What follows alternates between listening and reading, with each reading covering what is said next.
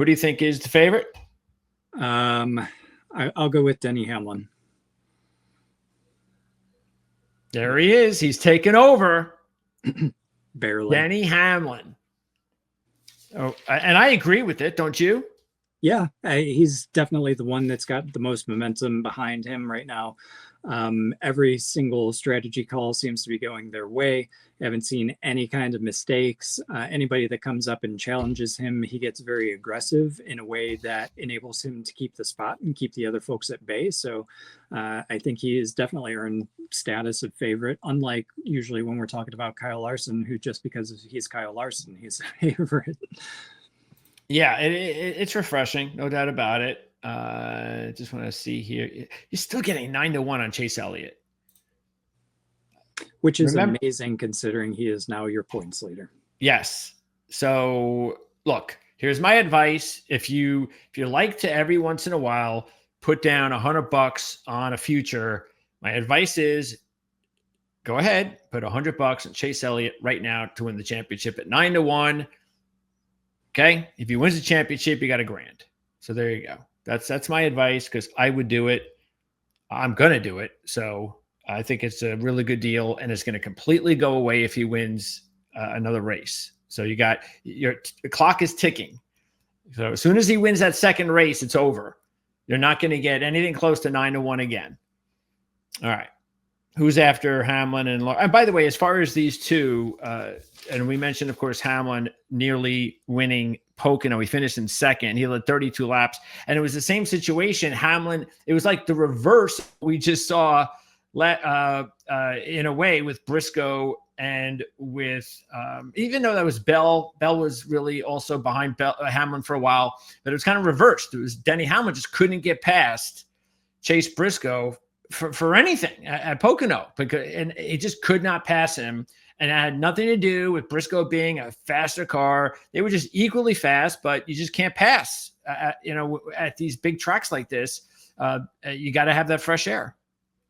Yeah, track position, very important here. But again, there are ways that you can gain track position. That's through unscheduled cautions. That's through strategy calls, fuel saving, restarts, things of that nature. But obviously, it always helps to start up front. You had the top three finishers start 5th, 1st, and 7th. It wasn't until you got to the 4th place where you started seeing some drivers that came from the outside of the top 10 there. But again, like I said, this race had a lot of crashes last year, a lot of cars knocking out, 10 cautions for 34 laps across the entire span. And I wouldn't be surprised, just based on this track, the way that it runs with the walls, unique turns, I wouldn't be surprised if that happens again. All right. Now, Larson did finish 4th last week. One of the situations where, because of that stupid metric deal, Larson started 25th, I think, and Blaney started 31st or something. So they both ended up in the top 10. And I think, right, Blaney in top 10. Larson, meanwhile, had a quick chance to win, but that clearly went away pretty fast. So maybe that gets his momentum going again. As we said, it only takes one from a really good driver like Larson, but he is defending champ. He'd have to win 2 straight. We know how difficult that is, especially at a race that has a lot of different variables. Who's next? Either Reddick or Bell. Probably, I would say Bell, but I wouldn't be surprised if it's Reddick. Okay, let's see. Blaney, he would have been my dark horse choice. Byron's up there. That's surprising. And Elliott makes more sense than Byron. What? Yeah, Chase Briscoe is the man now. So watch out for Chase Briscoe at 11-1. He went from being in the 20s and 30s all year, and now he was 16 last week, and now he's 11 this week. So your value is just not there for Chase Briscoe. So again, remember, if you're betting on Chase Briscoe, just remember you better be in first. Yeah, because he's not going to do what you want. You want your driver to be tough. You want him to be aggressive. You want him to be, and you really would like for him to have no wins too, if that's possible. That he's going to do anything it takes in order to win that race. And Chase Briscoe is obviously at this point not that driver. So, okay. Yeah, I like Blaney up there. I like Elliott. Byron still, he's only got the one win. He's lost the points lead now. He's not as hot. Last week was a pretty decent week for him. But again, that's one. He's not Kyle Larson that can turn it around on one race. I might be surprised. Maybe I'll eat my words. Briscoe definitely gaining some momentum with a couple of good races here over the past couple of weeks. Obviously, the success at Pocono, this is a similar track for him. I think he's driving better than he has and better than I expect at this point, but I don't know if that I would put him necessarily above somebody like a Reddick, a Bell, a Blaney at this point. Definitely not an Elliott either. Briscoe's 20-1 to win the championship. What do you think about that? Is that a good long shot play? If he continues with the momentum that he's had these last 2 or 3 weeks, then yes, I would say that's a good value. But keeping that up through the next 15 races, yeah, it's going to be very difficult. Yep. That's what Hamlin also has to do. Yep. We know how quickly momentum can change. I wonder if Hamlin, if he's getting too much right now. That's my only concern with him. He's just too good right now. I'd prefer to see that in 5 races from now. Yeah, and his, and you saw some of those odds with the championship odds. If you're 4-1, 5-1, like Hammond, Larson, those guys, just don't bet on those guys right now. There's just no reason to it. No reason to do it. The odds aren't going to drop that much, if at all. So, unless Hammond wins 5 straight races or something, which ain't happening. So you're just better off just waiting, because if anything, it could get where you get into a little bit of a slump, and therefore maybe you get a better number. Okay. So, yeah, as far as this group, look, Byron averages 25.8 in his last 7 on the season, and he was 27th at Pocono, and he was in a wreck last year in this race. This is one of those early actually, I think it was the first one. It came, I think, might have come in early stages of the second or late first. I forget. I think it was early second, and it was one of those deals that he just got caught up in. And there you go. I mean, he didn't do anything wrong. It's just that he got caught up in a nothing wreck, and he was done. Meanwhile, you see Elliott 10th last year. He was leading when he pit, and this was about 50, 60 laps to go. And while he was in the pits, Truex spun out, put the caution out. He came out 20th, Elliott. And I think that definitely affected him, because he never got back in position again. He's 6th or better in 5 of his last 6 with the win. He was 5th at Pocono. And again, as you mentioned, he's the points leader.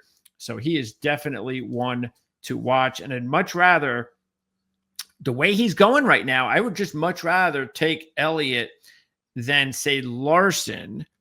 But Hamlin at this point at 4-1, especially, I think we've had now 3 races. I don't know, at least the last 3 where we've had chalk.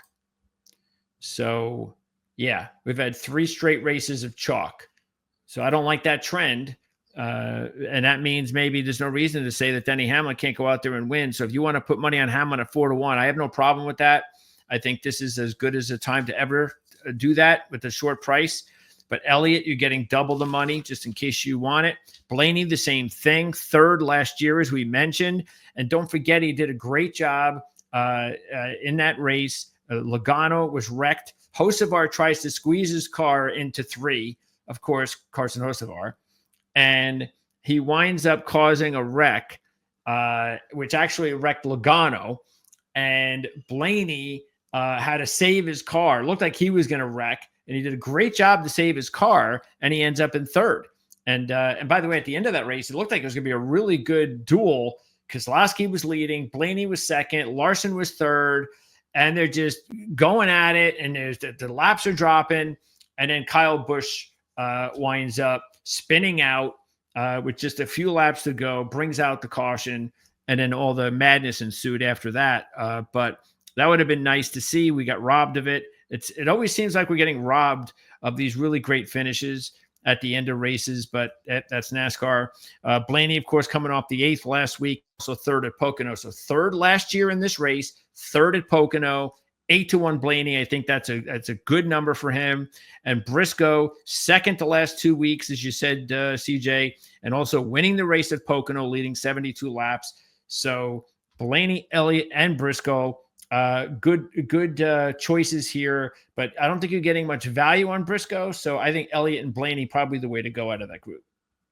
Completely agree. I like Elliott's 5 out of the last 6 being 6th place finishes or better, plus one of the his Pocono stop being a 5th place finish as well. They're really on form right now. They're not making mistakes. I think his problem last week at Dover was that he just spent too much time out front at the beginning, didn't have his car in traffic, didn't really have to battle anything, so they weren't aware of what changes they would need to make to be able to be competitive at the end, and I think that showed. Hopefully they learned something from that this week, and I think Elliott's poised for good success at Indianapolis, but I definitely would not discount Ryan Blaney in the Ford either. I think he's going to be a really strong competitor, certainly a top 5, if not a potential winner here on Sunday as well. Yeah, I get the feeling Blaney is itching for another win. Meanwhile, Elliott, we talked a lot this season, not about a month or so ago, about, Elliott, he's top 5 in points, but he's not leading laps and all that. Well, now he's leading laps and winning races, which is, again, why I don't understand how he's 9-1 to win the championship with the name Elliott as well. So you're getting a bargain there. Okay. How about these 4, Reddick and Bell and Buescher, especially Reddick and Bell are really considered still, at the top there as far as contenders are concerned. Out of this group, Buescher's actually the only one that sticks out for me that I would look at. Logano, if you weren't in such a kind of a rut right now, Christopher Bell, obviously mistake prone. We saw it last week. We're all racing for the lead, ended up spinning. He's fast, but continues to make mistakes, unlike teammate Denny Hamlin, who just is executing right now and making all the right calls, seemingly can't do anything wrong. Tyler Reddick has definitely also been showing speed recently, but he's prone to mistakes as well. So we'll see how that plays out with him this week. Last year, he started on pole, ended up leading 40 laps. As we talked about, the Toyotas were really strong last year. Probably out of this bunch, I think I'd go with Chris Buescher, just because Ford, fuel mileage. Chris Buescher has won strategy races before at Pocono, so no reason why he couldn't do it at Indianapolis again. Very similar track as we talked about. So Buescher, I would put on top, probably Reddick second, then Bell and Logano. Yeah, I agree with that. Reddick, I just don't like his odds. That's why I would take Buescher as the driver there. 9.7 average in his last 7 on the season, including a 4th at Pocono, and you're getting 18-1. Now down to 14-1, by the way. His odds were 18-1 just a couple hours ago. So he's now dropped to 14-1, which is not very good, but that just shows you that they're putting money on him. And Reddick, as you said, a real solid finish last year. And the only thing is he didn't really do anything at Pocono, but he's racing better now. He's racing better now than Pocono. He was in a slump that has turned around. So that is definitely something consider this weekend. Yeah, I would definitely take Reddick over Bell. Bell has just 2 top 5s in his last 9 on the season, 17th at Pocono. He was 4th here last year. And I don't know what the hell happened to Bell at Dover last week, spinning out twice. He made things interesting by spinning out twice, but I don't know. It just shows you again why you got to be hot at certain times of year. And he was red hot earlier in the year, and he's definitely cooled off, but he still has time to get hot again. Okay. So Keselowski is not a bad idea. Out of this group, he's definitely the one that sticks out to me because, again, we told you what he did here last year. He came very close to winning. He might have won if Busch did not spin out. And then throw in the fact that he's got 4 top 10s in his last 7 on the year with a runner-up at Atlanta. He was also, as we talked about, 9th at Pocono, leading when he decided to pit when he shouldn't have. So that combination says, you know what, this is not a bad long shot. Desperate for a win, has to win to get to the playoffs. I definitely like Keselowski at 25-1. I didn't think I'd ever say that this year, but hey, it is what it is. Gibbs, meanwhile, has an 8.0 average in his last 7 races, 5th last week. He was 14th at Pocono, and that bothers me a little because he did not have a good race last year at Brickyard, also had engine issues. Nothing at Pocono. I was very disappointed with his Pocono run.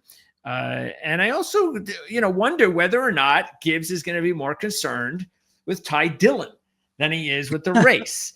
So I don't blame him. So I think that that's another thing that to keep in mind. Chastain, meanwhile, I don't like Chastain at all here. No way. 23.6 average in his last 6 races, including 26th at Pocono. Didn't do much last year. He did lead 8 laps, but that was about it in this race last year. And Kyle, even though Kyle has good history here, things are just not working out for Kyle as far as these tracks. 25th last year, 20th at Pocono. I don't know. Kyle needs to win. We know pretty much. You'd think he needs to win to get in, and I just don't know if this is the track with this team to get it done. Yeah, it's an interesting kind of choice here. Keselowski definitely stands head and shoulders above all of the rest. Ty Gibbs, you're getting somebody who's got 7th or better place finishes in the last 3 races, so he's on a little bit of a momentum run here. However, he still has yet to win a race. We've been expecting him to win now, coming up on almost 3 complete years now, and he's just not getting out there and leading laps. I would have expected him to have been leading laps at Dover, a significant amount of laps, and he's just not doing that right now. So yeah, he's fast, and yeah, he's getting good results, but like we talked about with Elliott, you got to take it up a notch, and you actually got to get out front, and you got to be leading these races. Ross Chastain maybe would be interesting to me if he qualifies well.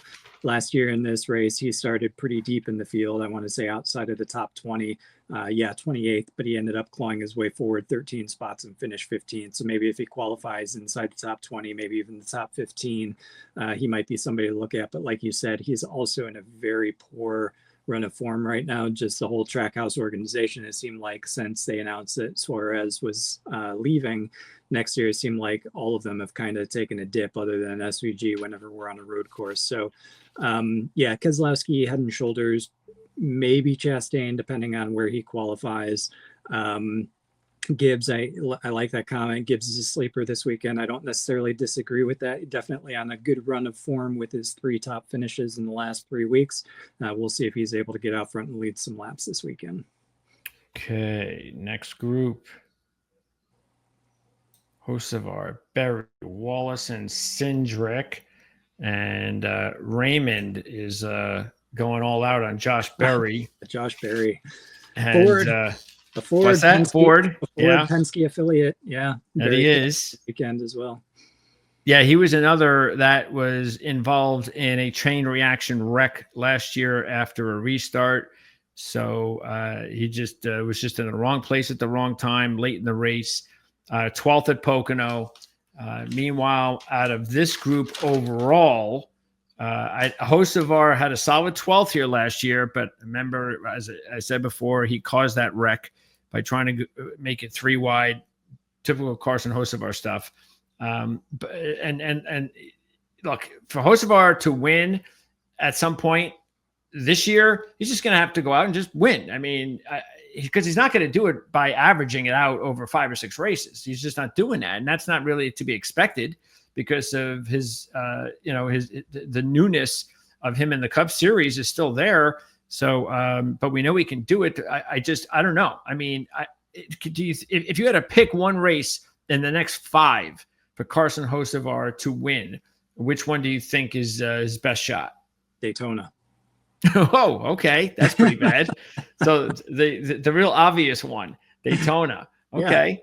Yeah. You asked for what the best one would be. If you take Daytona out of the picture, probably Iowa, I would say. You think he has a chance at Iowa? Yeah, I would say so. He's run pretty well at the intermediate ovals. Okay.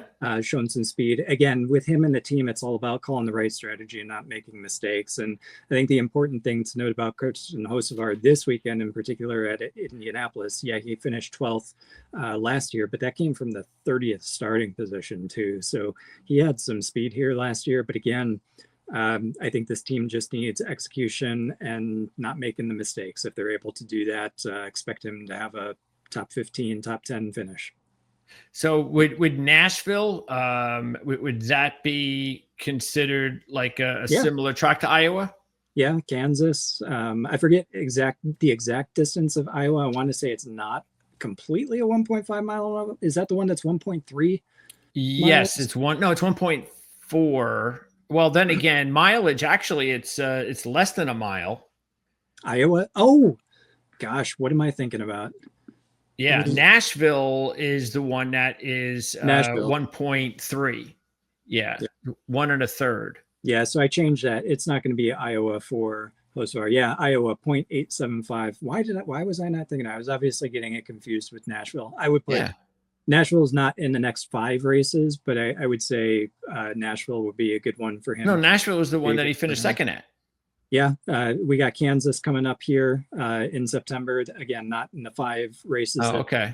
But so Kansas out of the okay, all right, but these next 5 races, none of these races look good to you for Hocevar, except if you can do it at Daytona. No, I was obviously confused on Iowa. I was thinking that was okay. Intermediate track. If you want to take Daytona out of the equation and you want to expand more than 5 races, then based on what he did at Nashville, I would definitely put him in at Kansas. Okay. All right. Let's see. So in this group, the other 2 to keep an eye on are Wallace and Cindric, because Wallace had a nice run last week. He was 5th here last year, led 26 laps. He never had a chance at Pocono from start to finish of the weekend. So just scratch that out.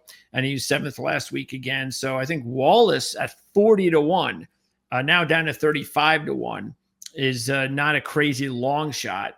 And Cindric, he was 7th last year. He started 38th in the race because of unapproved adjustments and was 10th at Pocono. So I think both Wallace and Cindric are probably not bad long shots to keep an eye on. Yeah, Cindric stands out for me for one, obviously a Penske Ford, but exactly like you said, he started so far back in the field, but ended up coming all the way to finish inside the top 10, 7th, biggest mover of the race last year. So Cindric definitely stands out. We like teammate Blaney as well. Bubba Wallace won the 2nd stage here last year. So for me, he was one that started quick early, but maybe had the Elliott syndrome from Dover, didn't necessarily make the right adjustments or moves toward the end, so slipped down just slightly to end up finishing 5th from starting spot of 17th. I would probably rank them, for me, probably Cindric, probably Wallace, then Barry, then Hocevar, I would say. And Hocevar, the only reason I would put him 4th of the bunch is just because of the mistakes, either bad calls from a strategy standpoint, and this may come down to making the right calls on pit road, or causing a crash or getting involved in a crash, something like that. Okay. All right.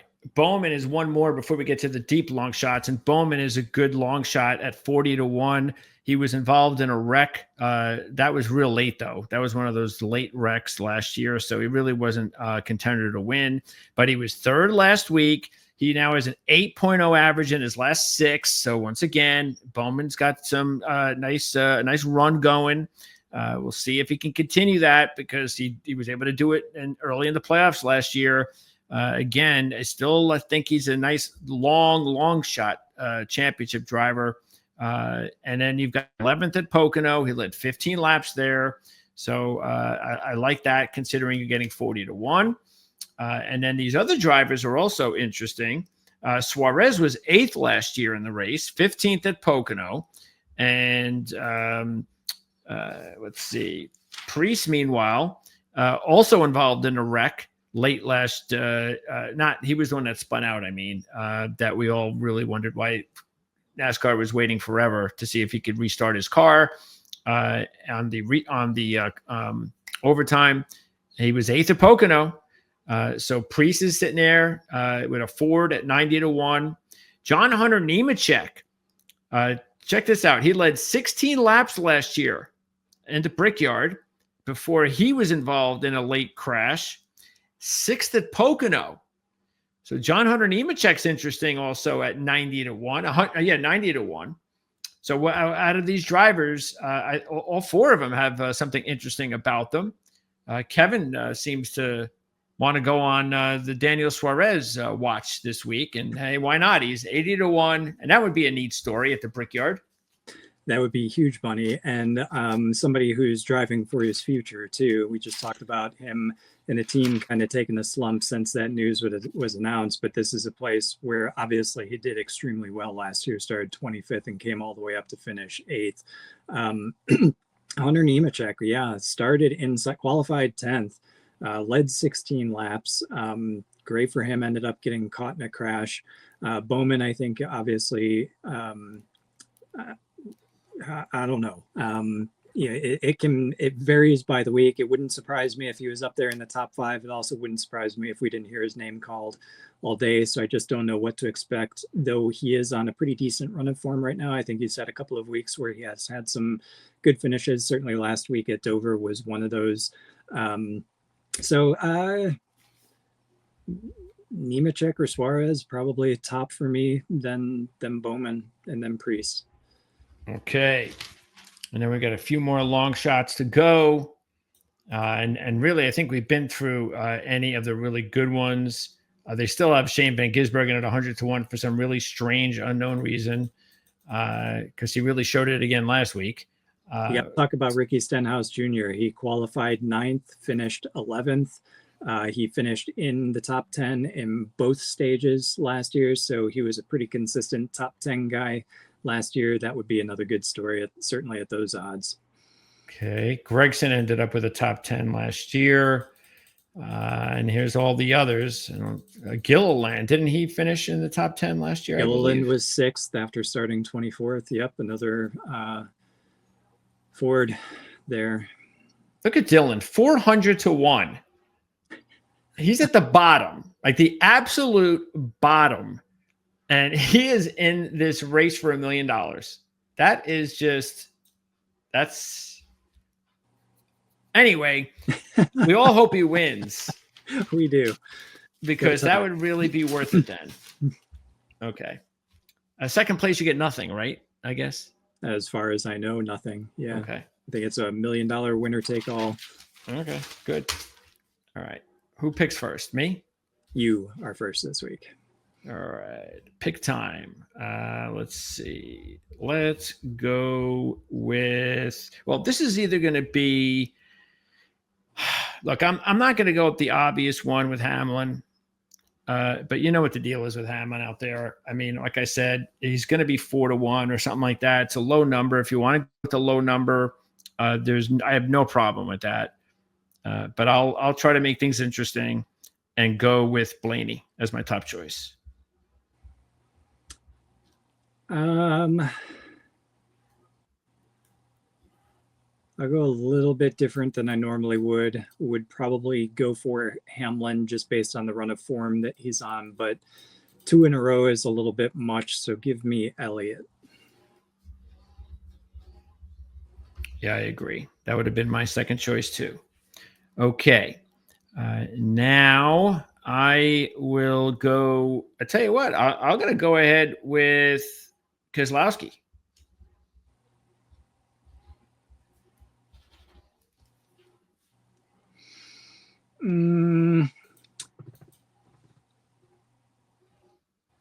I'll go Reddick. Okay. And that leaves super long shots for me. And I will, let's see. For me, it'll be between Wallace Bowman and John Hunter Nemechek. So I'm not going to go that crazy with John Hunter Nemechek. So it's between Wallace and Bowman. And I will take Bowman. For me, similar. It's between Cindric and Ricky Stenhouse Jr. I think odds are more likely for a Cindric to do well, though. So give me Cindric as my last. So Stenhouse Jr., that's your big long shot. That would be my big one. Yeah. Started 9th, finished 11th last year. Didn't lead any laps, but he was consistent in the top 10 all afternoon. I like it. Do it again. Okay. And yeah, I get my long shot. My big one will be John Hunter. So I'll do a John Hunter as a big long shot. You've got Stenhouse as a big long shot. And there you go. Those are our picks for the race. That's our NASCAR coverage for this week.